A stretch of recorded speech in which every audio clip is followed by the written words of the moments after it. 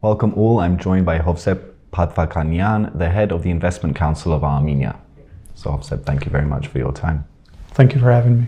So I want to talk a little bit about this program which has been approved by the Armenian government. As I understand, it's to provide salary subsidies for highly qualified workers. And these subsidies can go up to 70%. So this was developed in conjunction with both the Economy Ministry, as I understand, and the Investment Council of Armenia.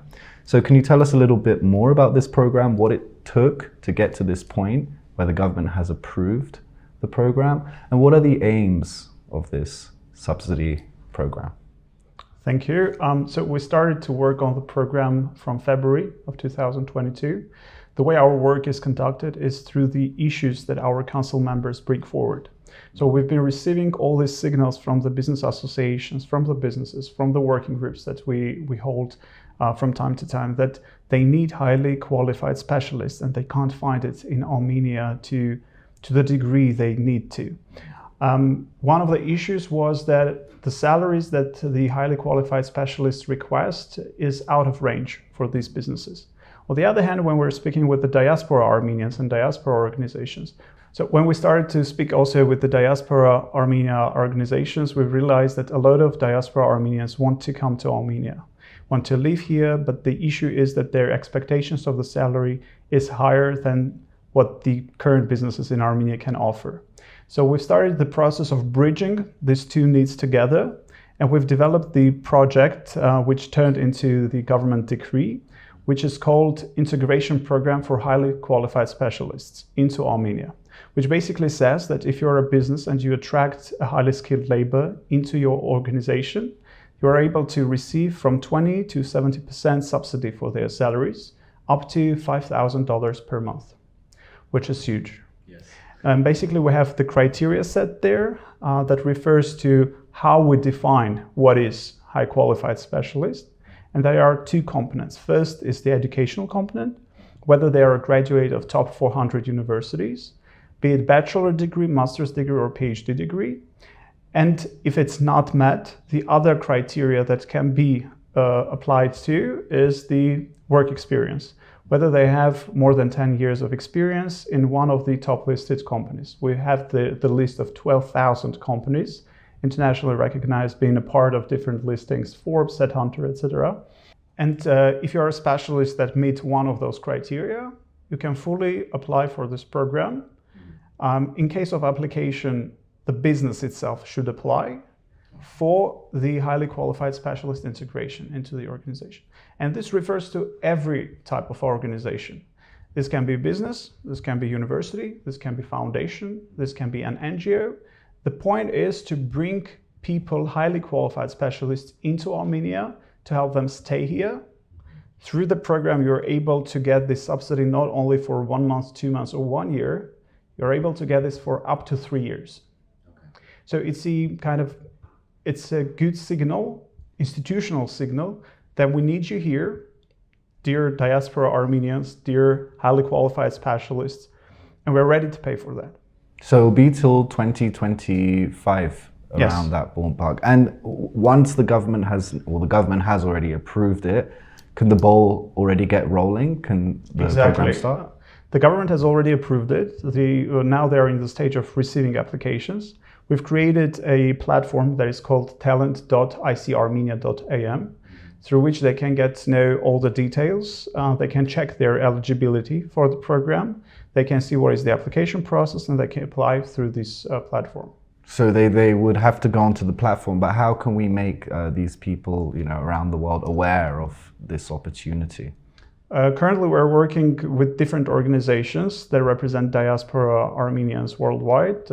One is Diaspora Commissioner's Office. The other one is Repod Armenia. And we try to involve ourselves in spreading this message in different platforms. We've recently talked about this at the Global Summit for Diaspora Armenians. We are here talking about this on CivilNet, on many other platforms where it's possible to reach out many more highly qualified specialists. But also in Investment Council of Armenia, we have a list of different organizations in Armenia that has the capacity to attract this talent into Armenia.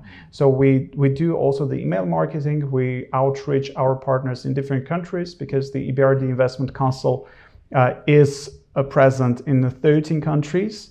And wherever there is the presence of our organization, we try to use this leverage as well to spread the news. So I assume the Economy Ministry and the Investment Council of Armenia have come to the conclusion that the benefits for the Armenian economy of these highly qualified workers coming outsets the costs of these subsidies. So, I mean, what benefits would this bring, let's say, in general, to these companies and the Armenian economy?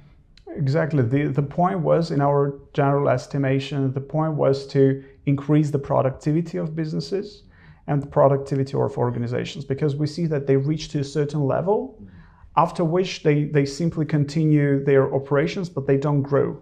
They don't grow their productivity, they don't grow extensively or intensively. So when it comes to bringing these businesses to a whole new level, it's important for the highly qualified specialists to be involved in the process. And basically, in the very basic scheme, in the simplest scheme, we're saying that if you're a highly qualified specialist and you're coming to Armenia, you have bachelor degree or master's degree, or at least 10 years of experience, you'll be receiving 20% of the reimbursement, which is basically exactly what the personal income tax is. So we're saying we don't charge you the personal income tax as long as you're in Armenia, as long as you are paid high wages by your business, we will reimburse this 20% to your business for bringing you here in Armenia. And then the gradation goes up. If you're a PhD holder, either from top 400 university, or if you have a bachelor and master's from different country, but PhD from Armenia and many other criteria, you'll be able to receive 50%. You'll be able to receive 70% if you are a PhD holder, but also if you teach at the Armenian university. This is another thing that we've been receiving from universities in Armenia, that there is need for many professors from top-ranked universities to be in Armenia, to teach in Armenia. But obviously, Armenian universities, state universities, it's very hard for them to afford these professors to be in Armenia for a longer period of time. They might be here for one day, one module, but not for a longer period. So this was our message as well, that in case you were able to bring these people to teach in Armenia, in the Armenian universities, the government will reimburse you 70% of their salaries monthly. And there's other things going on at the Investment Council of Armenia. I also want to speak about an investment package for the regions of Bարձր and Syunik, which were at the center of Azerbaijan's mid-September attack on Armenia proper. Can you tell us a bit about this investment package, please? Sure. In general, Investment Council of Armenia is the high responsive body that is and was created by the EBRD and the government, the European Bank of Reconstruction and Development, and the government of Armenia back in 2007. So we're in place, in-house for 15 years.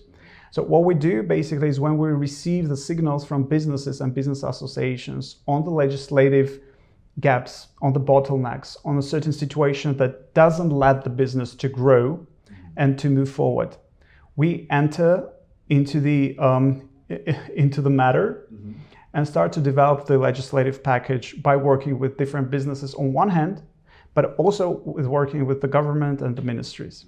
So when it comes to the Bարձր and Syunik, you know that in September 13, 14, there was the aggression from Azerbaijan on sovereign territory of Armenia.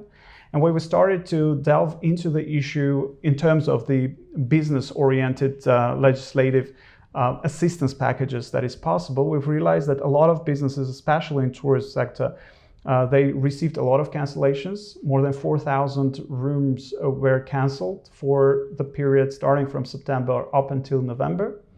We realized that the business activity as such has stopped in those regions, and it's very hard for those businesses to sustain and to be afloat up until the moment when the activities will revive. So we've developed the package which refers to bringing businesses from Yerevan, from other cities, to implement and to conduct their trainings, their corporate retreats, their qualification programs, to Vayosdor and Sunik. The package basically says that if you are an organization who wants to implement a corporate retreat, a training, any type of event for 3-4 days, and if you're able to bring at least 5 people in the scope of these events, then the government will subsidize you 60% of your organizational costs.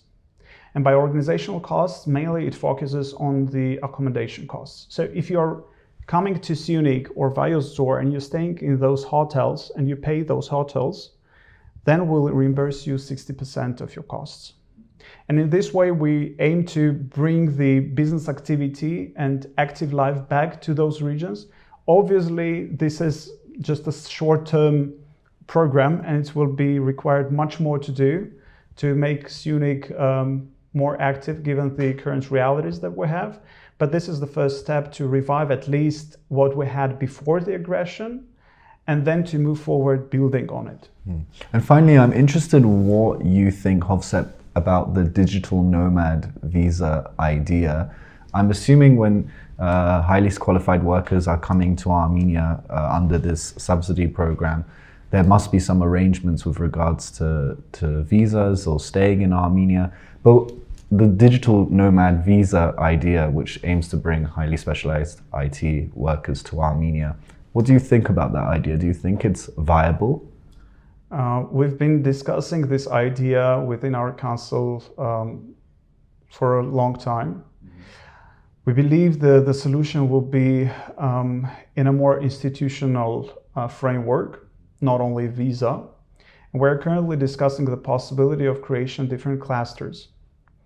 In northern part of Armenia, in western and southern parts of Armenia, which will basically mean that they're not only coming to Armenia and staying in Yerevan and driving the prices up through their high demand, but are relocated to the villages, to the provincial cities and towns in Armenia, but not only in a discrete matter, but in terms of the creation of cluster.